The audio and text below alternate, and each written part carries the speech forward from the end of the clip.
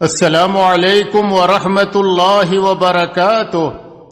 الحمد للہ رب العالمین والصلاة والسلام على اشرف الانبیاء والمرسلین نبینا محمد وعلى آلہ وصحبہ اجمعین وبعد۔ معزز دینی بھائیو، دین اسلام آسانی اور سہولت کا دین ہے، اور اس کی یہ سہولت اس کے ہر امر سے واضح ہے۔ اللہ تبارک و تعالی نے ماہ رمضان کے روزوں کو فرض قرار دیا، لیکن اس کی فرضیت کے ساتھ لوگوں کے حالات و ظروف کی رعایت کی۔ چونکہ عموماً لوگ سفر کی حالت میں مشقت کے شکار ہوتے ہیں، اس لیے دین اسلام نے یہ رخصت دی کہ مسافر بحالت سفر روزے چھوڑ دے اور ماہ رمضان کے ختم ہونے کے بعد ان روزوں کی قضا کر لے، جیسا کہ اللہ عز و جل نے فرمایا فَمَنْ كَانَ مِنْكُمْ مَرِيضًا او علی سفر فعدۃ من ایام اخر، کہ تم میں سے جو شخص بیمار ہو یا سفر میں ہو تو وہ اور دنوں میں گنتی کو پورا کر لے۔ چھوٹے ہوئے روزوں کی قضا رمضان کے ختم ہونے کے بعد، سفر کے ختم ہونے کے بعد ان روزوں کی قضا کر لے۔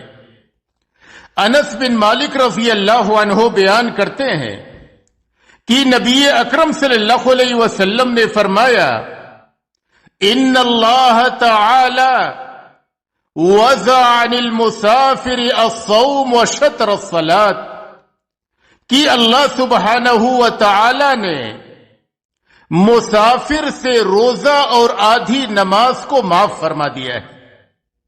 تو اللہ تبارک و تعالی نے مسافر کو رخصت دی ہے رحم و کرم کرتے ہوئے اس کی حالت پہ کہ وہ روزے چھوڑ دے اور رمضان کے ختم ہونے کے بعد ان روزوں کی قضا کر لے۔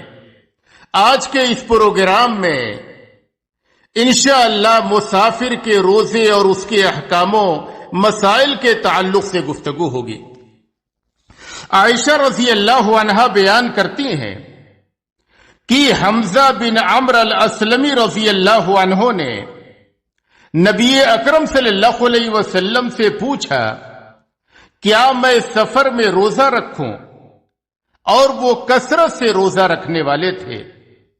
تو آپ صلی اللہ علیہ وسلم نے ان سے فرمایا ان شئت فصم وان شئت فافطر، اگر چاہو تو روزہ رکھو اور چاہو تو نہ رکھو۔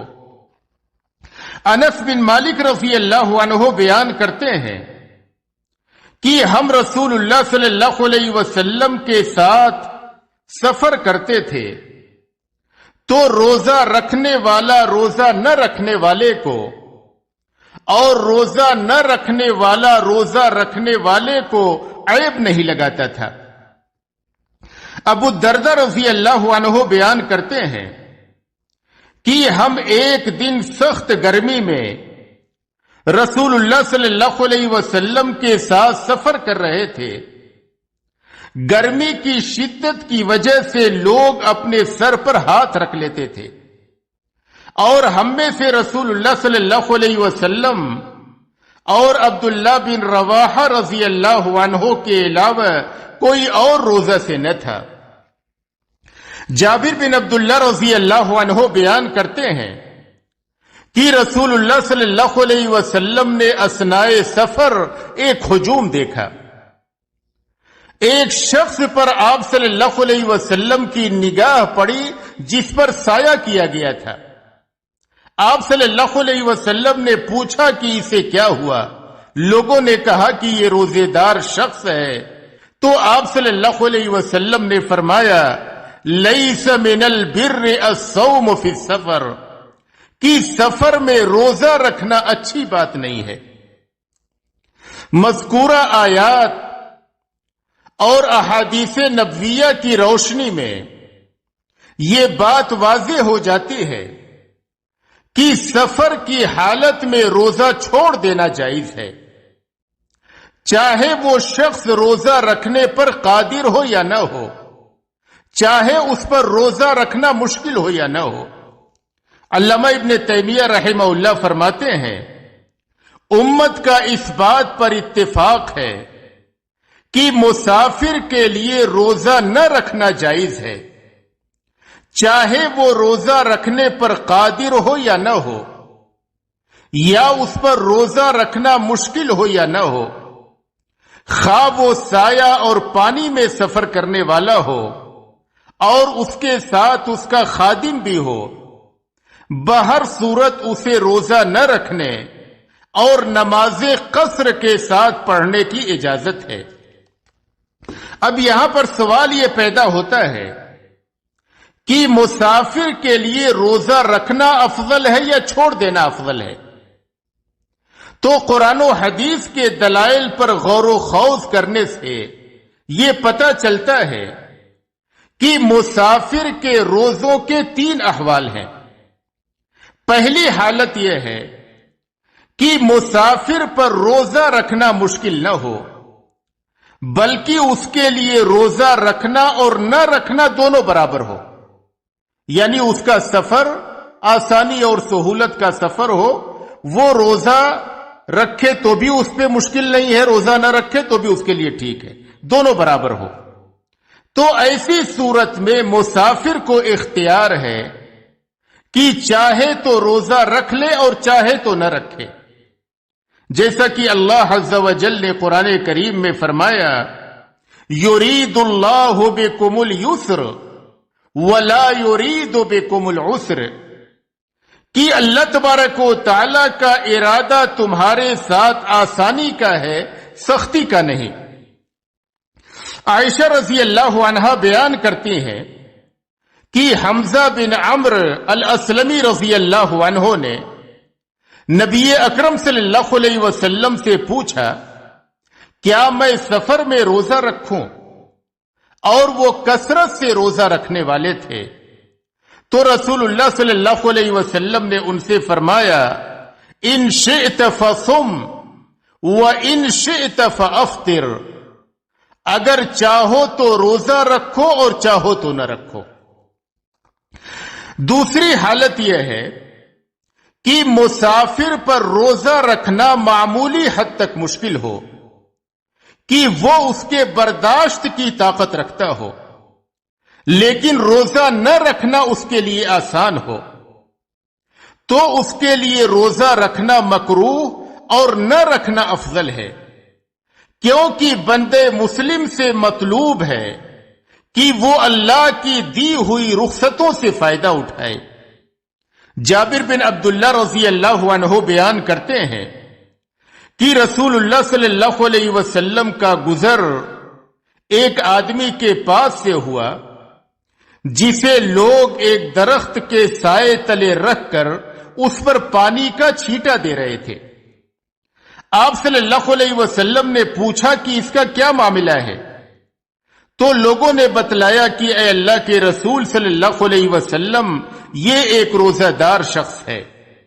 تو آپ صلی اللہ علیہ وسلم نے فرمایا، انہ لیس من البر ان تصوموا فی السفر وعلیکم برخصۃ اللہ التی رخص لکم فاقبلوها، سفر میں روزہ رکھنا نیکی کا کام نہیں ہے اور تم اللہ کی دی ہوئی رخصتوں کو قبول کرو۔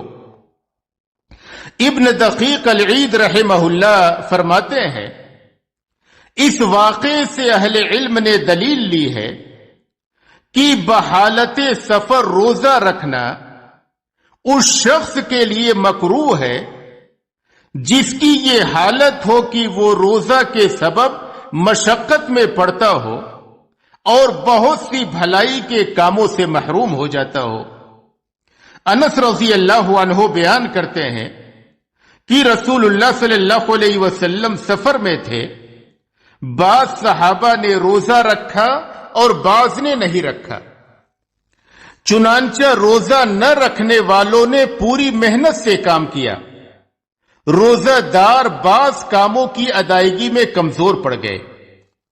तो उस वक्त रसूलुल्लाह सल्लल्लाहु अलैहि वसल्लम ने फरमाया, रोजा छोड़ने वाले लोग आज सवाब कमा गए।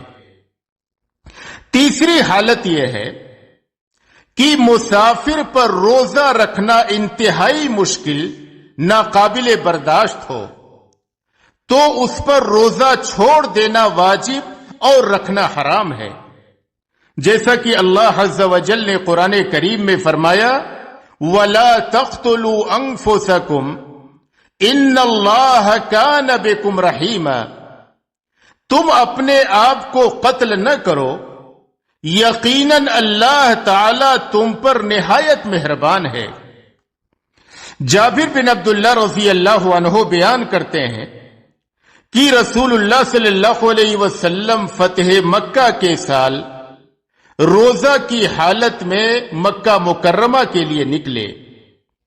जब आप सल्लल्लाहु अलैहि वसल्लम को मालूम हुआ कि लोग भी रोजा से हैं और उन पर रोजा रखना मुश्किल हो रहा है और लोग आपके मुंतजिर हैं कि वो देखें कि आप सल्लल्लाहु अलैहि वसल्लम क्या करते हैं, तो आप सल्लल्लाहु अलैहि वसल्लम ने असर के बाद एक प्याला पानी मंगाया और उसे पी लिया और लोग आपको देख रहे थे। आप सल्लल्लाहु अलैहि वसल्लम को लोगों ने बतलाया कि बाज लोग अभी भी रोजा से हैं। ये सुनकर आप सल्लल्लाहु अलैहि वसल्लम ने फरमाया, उलाइकल उसात, उलाइकल उसात, ये नाफरमान लोग हैं, ये नाफरमान लोग हैं। इमाम नववी रहमहुल्लाह फरमाते हैं, मज़कूरा हदीस उन लोगों के हक में है जिन्हें रोजा रखने से नुकसान पहुंचता हो, चुनांचा वो कतान रोजा न रखें, लेकिन जिसे रोजा रखने से नुकसान न पहुंचे तो उसके लिए सफर में रोजा रखना बाइसे गुनाह नहीं है।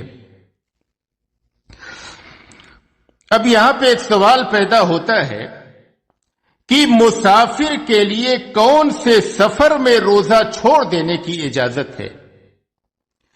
तो मुसाफिर के लिए उस सफर में रोजा छोड़ देने की इजाजत है जिसमें 4 शर्तें पाई जाएं। जिसमें 4 शर्तें पाई जाएं, उस सफर में मुसाफिर के लिए रोजा छोड़ देना जायज है।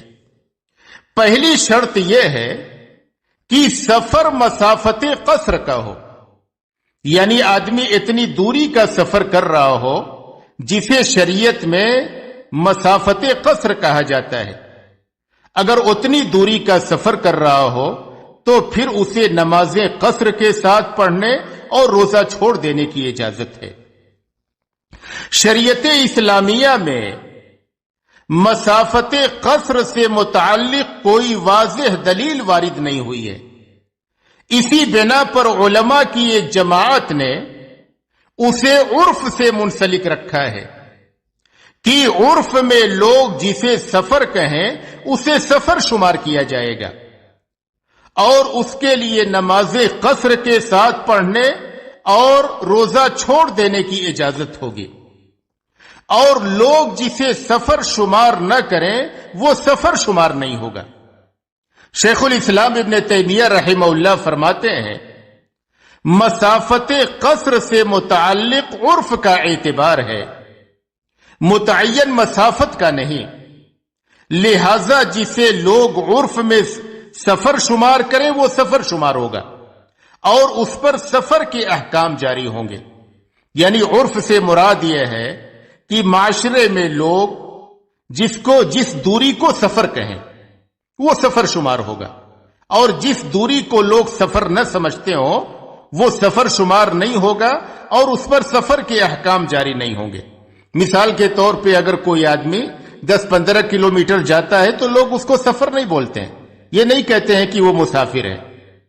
तो शेखुल इस्लाम ने तैमिया रहमहुल्लाह की राय के मुताबिक और बाज़ दीगर अहले इल्म की राय के मुताबिक मसाफते कसर की तायीन में उर्फ का एतबार है, और जमहूर अहले इल्म के नजदीक مسافت قصر کا اعتبار متعین مسافت سے ہے جو تقریباً 80 کلومیٹر ہے، جیسا کہ بعض حدیث اور اثر سے اس امر کا اشارہ ملتا ہے۔ یعنی جمہور اہل علم کی رائے یہ ہے کہ جو آدمی 80 کلومیٹر یا اس سے زیادہ کے سفر کے ارادے سے نکلے تو وہ مسافر ہے، وہ 4 رکعت کی نمازوں کو 2 رکعت پڑھے گا، اور یہ کہ اسے روزہ چھوڑنے کی اجازت ہوگی۔ اور جو 80 کلومیٹر سے کم مسافت کے لیے نکلے تو وہ مسافر نہیں ہے، اور یہ کہ اس پر سفر کے احکام جاری نہیں ہوں گے۔ ابو ہریرہ رضی اللہ عنہ بیان کرتے ہیں کہ رسول اللہ صلی اللہ علیہ وسلم نے فرمایا، اللہ اور یوم آخرت پر ایمان رکھنے والی کسی بھی خاتون کے لیے جائز نہیں ہے کہ ایک دن ایک رات کی مسافت کا سفر بغیر کسی محرم کے کرے۔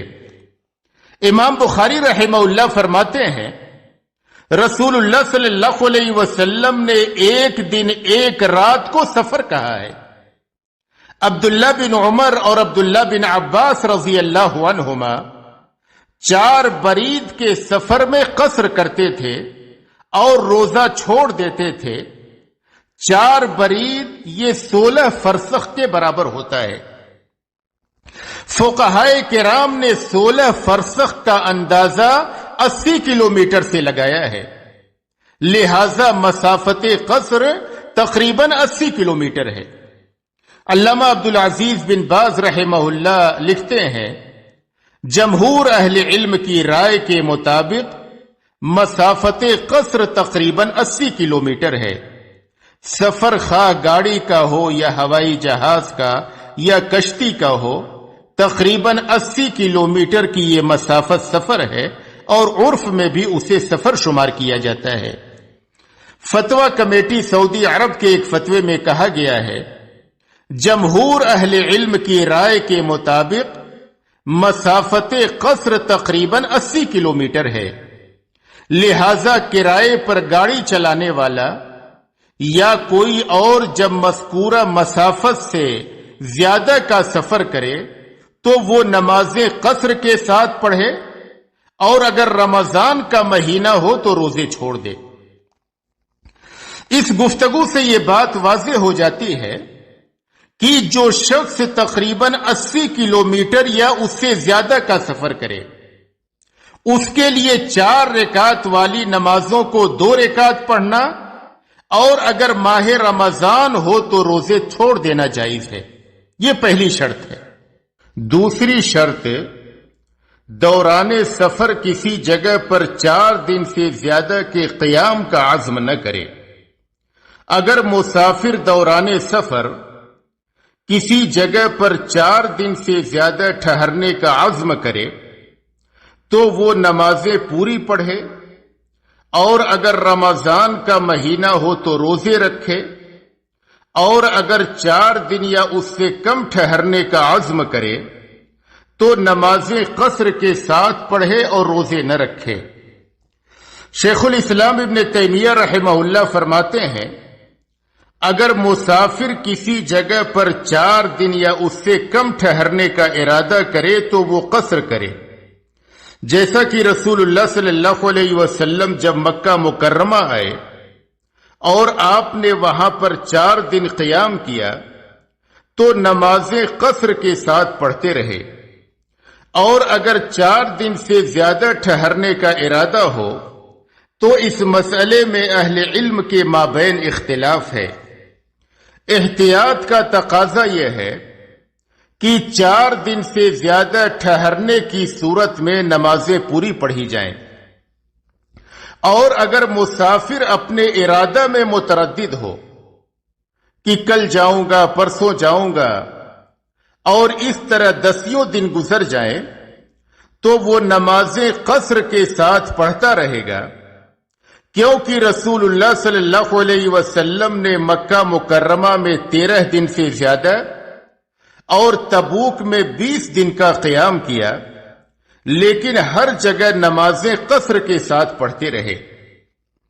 اسی طرح ماہ رمضان کے روزے بھی کہ اگر کوئی شخص کسی جگہ پر 4 دن یا اس سے کم ٹھہرنے کا عزم کرے تو وہ نمازیں قصر کے ساتھ پڑھے اور روزے چھوڑ دے، اور اگر 4 دن سے زیادہ ٹھہرنے کا عزم کرے تو وہ نمازیں پوری پڑھے، اور اگر ماہ رمضان ہو تو روزے بھی رکھے، اور اگر اپنے قیام کی بابت متردد ہو اور اس طرح کئی دن گزر جائے تو وہ نمازیں قصر کے ساتھ پڑھتا رہے اور روزے بھی چھوڑتا رہے۔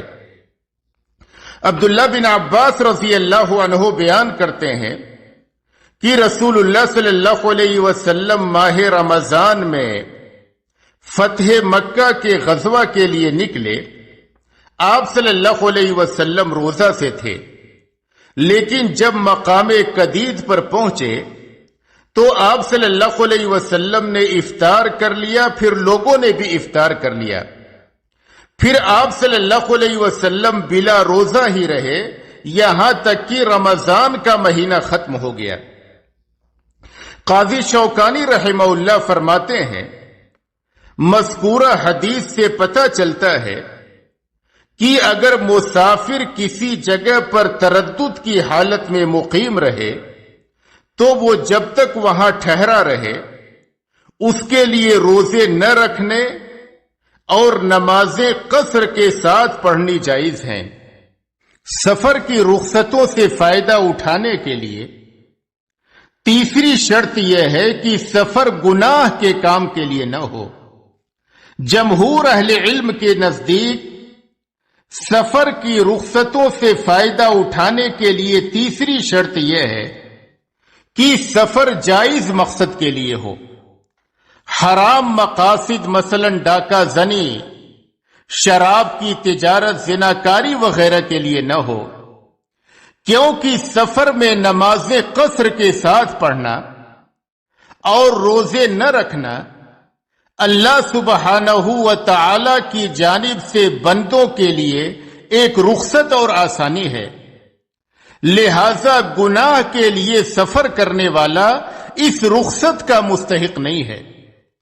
اسی بنا پر امام مسلم رحمہ اللہ اپنی کتاب صحیح مسلم میں یہ عنوان قائم کرتے ہیں، باب جواز الصوم والفطر فی شہر رمضان للمسافر فی غیر معصیہ، کہ ماہ رمضان میں مسافر کے لیے روزے رکھنے اور چھوڑ دینے کے جائز ہونے کا بیان جس کا سفر گناہ کے کام کے لیے نہ ہو۔